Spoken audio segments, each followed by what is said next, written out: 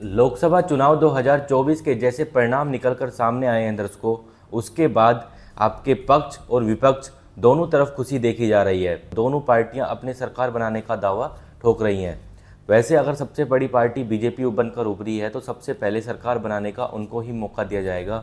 लेकिन देश में ये एक बात तो ये साफ हो गई कि इस बार देश में एक परिवर्तन की लहर देखी गई और उस परिवर्तन की लहर में अच्छे अच्छे बड़े बड़े नेता बह गए। आइए इस वीडियो में हम इसी बात पर चर्चा करते हैं कि इस परिवर्तन की लहर में कौन कौन बड़े नेता अपना चुनाव हार गए हैं और कौन कौन बड़े नेता अपना चुनाव बचाने में कामयाब रहे हैं। सबसे पहले शुरुआत करते हैं सबसे बड़ी हॉट सीट की। वो आती है आपके अमेठी से और अमेठी से स्मृति ईरानी भारी बड़े अंतर से इस बार चुनाव हार गई है। कांग्रेस के उम्मीदवार केएल शर्मा ने उनको भारी मतों से हराया है। वहीं अगर अगली सीट की बात करें दर्शकों तो वो आती है अरुणाचल वेस्ट से और अरुणाचल वेस्ट में उम्मीदवार थे किरेन रिजिजू जी, जो आपको केंद्र में मंत्री भी आपको देखने को मिले। वो अपना चुनाव जीतने में कामयाब रहे। इस सीट पे भी संशय के बादल छाए हुए थे दर्शकों। वहीं अगर तीसरी सीट की बात की जाए तो कन्नौज की सीट थी और कन्नौज की सीट आराम से अखिलेश यादव जी ने जीत ली। वहीं अगर चौथी सीट की बात की जाए तो वो थी करनाल की सीट और जहां पर कड़ी टक्कर इस बार देखने को मिली हरियाणा के पूर्व मुख्यमंत्री मनोहर लाल खट्टर जी। वहीं अगर कांग्रेस प्रत्याशी दिवांशु बुद्धि राजा के बीच में एक कड़ी टक्कर देखने को मिली, लेकिन अंत में चुनावी परिणाम आपके बीजेपी की तरफ गए और हरियाणा के पूर्व मुख्यमंत्री मनोहर लाल खट्टर जी इस चुनाव को जीतने में कामयाब रहे। वहीं अगली इस सीट की बात की जाए तो वो कुरुक्षेत्र हरियाणा की सीट थी, जहां पर नवीन जिंदल जी जो पहले कांग्रेस में थे और वो उन्होंने चुनाव से पहले अपना पाला बदला था, वो भी अपना चुनाव जीतने में कामयाब रहे। वहीं अगर अगली सीट की बात की जाए दर्शकों तो वो है कृष्णानगर पश्चिम बंगाल की सीट और वहाँ पर एक बड़ा चेहरा महुआ मोइत्रा, जो आपने देखा होगा चुनाव से पहले काफ़ी सुर्खियों में रही आपके लोकसभा के डाटा लीक करने को लेकर, वो भी अपना चुनाव जीतने में इस बार कामयाब रही। इसके बाद सीट आती है लोकसभा स्पीकर ओम बिरला जी की और ओम बिरला जी को शायद ऐसा कोई होगा जो भारत में नहीं जानता होगा और ओम बिरला जी का चुनाव भी इस बार फंस चुका था और करीब सिर्फ 40,000 वोटों से वो इस बार भी जीतने में कामयाब रहे, यानी कि अपनी सीट बचाने में कामयाब हुए। वहीं अगर हम बढ़े दर्शकों आगे की तरफ तो वो सीट आती है आपके गांधीनगर से और गांधीनगर से अमित शाह जी आराम से जीतने में कामयाब हुए। उनका जो जीत का मार्जिन था वो भी बेहद अधिक था। वहीं अगर गुना उत्तर प्रदेश की बात की जाए तो और वहाँ से भी आपके बीजेपी के कद्दावर नेता जो पहले कांग्रेस में भी थे ज्योतिरादित्य सिंधिया जी आते हैं और वो भी भारी मतों से जीतने में कामयाब रहे। वहीं अगली सीट आती है गोरखपुर उत्तर प्रदेश की और वहां से भी रवि किशन जी भारी मतों से जीतने में कामयाब रहे दर्शकों। यहां पर मुकाबला सपा के साथ था और सपा के प्रत्याशी को उन्होंने हरा दिया। अगर अगली सीट की बात की जाए दर्शकों तो वो आती है छिंदवाड़ा मध्य प्रदेश से और यहाँ पर कांग्रेस के बड़े नेता कमलनाथ जी, जो मध्य प्रदेश में मुख्यमंत्री का भी चेहरा रहे इस बार चुनाव में और पहले वो मुख्यमंत्री भी रह चुके हैं, उनके बेटे नकुल नाथ जी इस बार छिंदवाड़ा से अपना चुनाव हार गए और बीजेपी प्रत्याशी बंटी विवेक साहू इस बार अपना चुनाव जीतने में कामयाब रहे दर्शकों। वहीं अगर एक सीट की बात की जाए तो जोरहाट असम की सीट है, यहाँ से अगर बात की जाए तो गौरव गोगोई जी वापस से अपना चुनाव जीतने में कामयाब रहे हैं दर्शकों। वहीं अगर अगली सीट की बात करी जाए तो ये सीट भी काफ़ी हॉट सीट है और ये आती है दर्शकों डायमंड हार्बर से, जो पश्चिम बंगाल में सीट थी और यहाँ पर ममता बनर्जी के भतीजे जो कहीं ना कहीं उनके उत्तराधिकारी भी माने जा रहे हैं अभिषेक बनर्जी उम्मीदवार थे और अभिषेक बनर्जी आराम से जीतने में कामयाब रहे। उन्होंने बीजेपी उम्मीदवार को यहाँ पर हराया दर्शकों।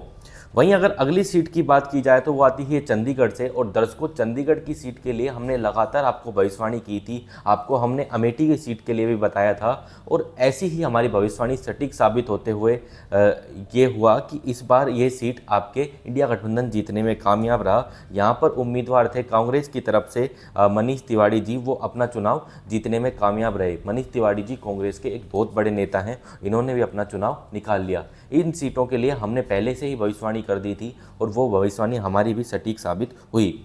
अगली सीट आती है आपके नागपुर से और नागपुर महाराष्ट्र से अगर जो उम्मीदवार की बात करूं तो वो थे नितिन गडकरी जी, जो आपको सड़कों को बनाने के लिए अभी देश में विख्यात हैं।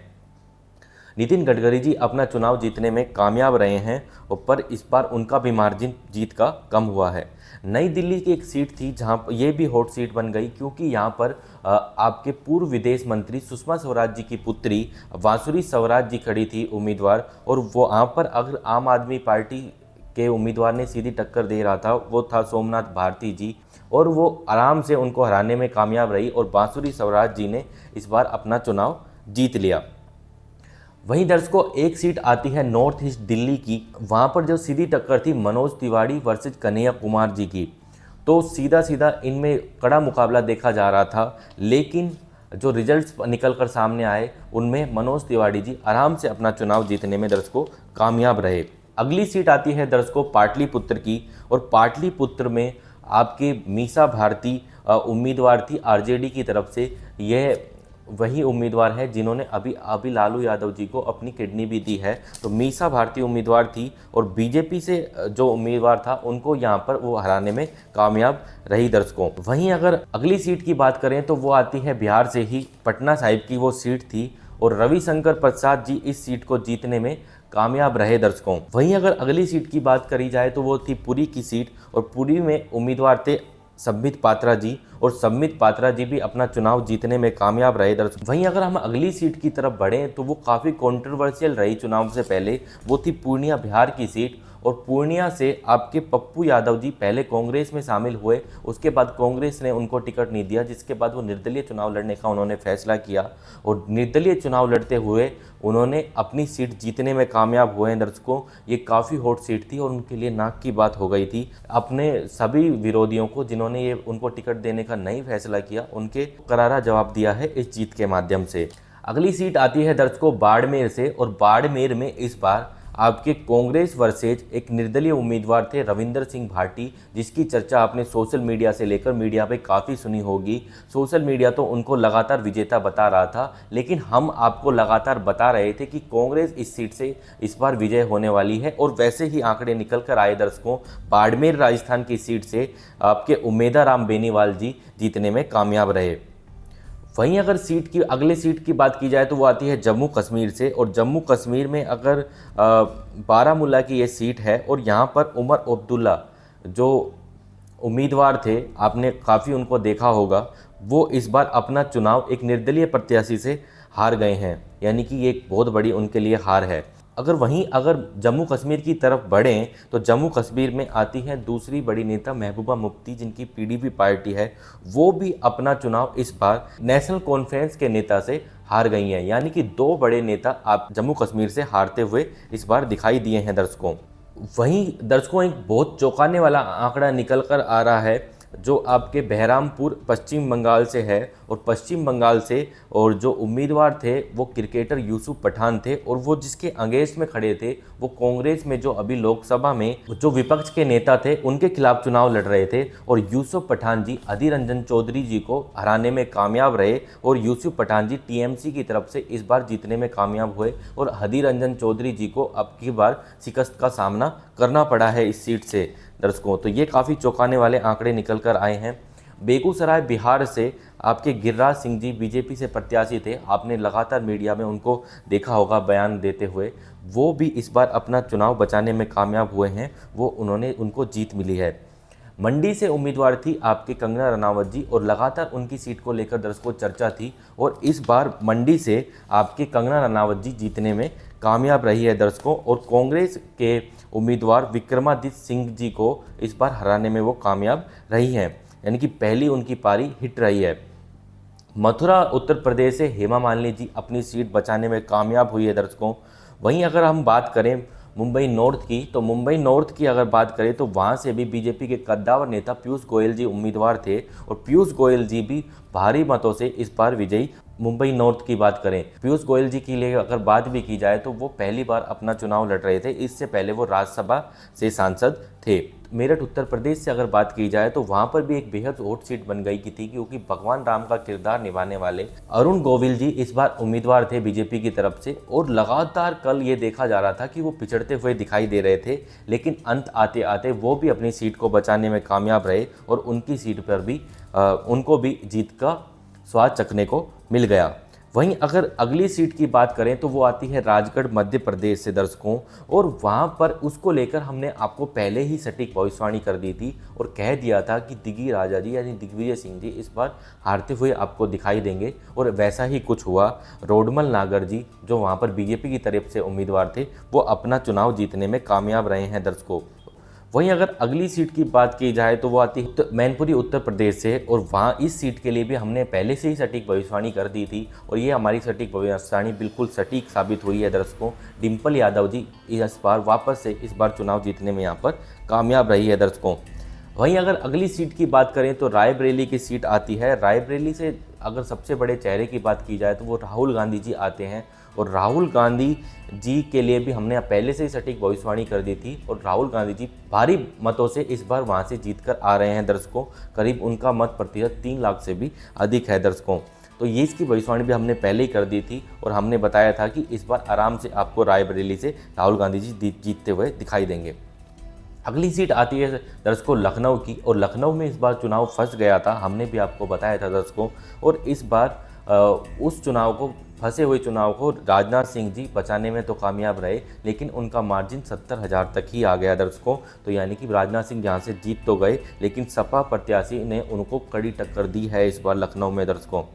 वहीं अगर अगली सीट की बात करें दर्शकों वो तो आती है वायनाड केरल से, और केरल से इस बार उम्मीदवार थे वापस से राहुल गांधी जी, और राहुल गांधी जी भी इस बार वायनाड से भी भारी मतों से जीतने में कामयाब रहे हैं दर्शकों। वहीं अगर अगली सीट की बात की जाए तो वो आती है विदिशा मध्य प्रदेश से। यहाँ पर अगर बात की जाए तो मध्य प्रदेश के पूर्व मुख्यमंत्री शिवराज सिंह चौहान जी उम्मीदवार थे, और वो भी भारी मतों से आपके जीतने में कामयाब रहे हैं दर्शकों। वहीं अगर अगली सीट की बात करी जाए तो वो आती है वाराणसी से, और वाराणसी से प्रधानमंत्री मोदी खुद से उम्मीदवार थे, और वो पिछले बार भी यहीं से उम्मीदवार थे, 2014 में भी यहीं से उम्मीदवार थे, लेकिन उनका मार्जिन बेहद कम हुआ है इस बार। वो सिर्फ 1-1.5 लाख के आसपास आ गया, जो 5 लाख से भी अधिक वोटों से जीते थे।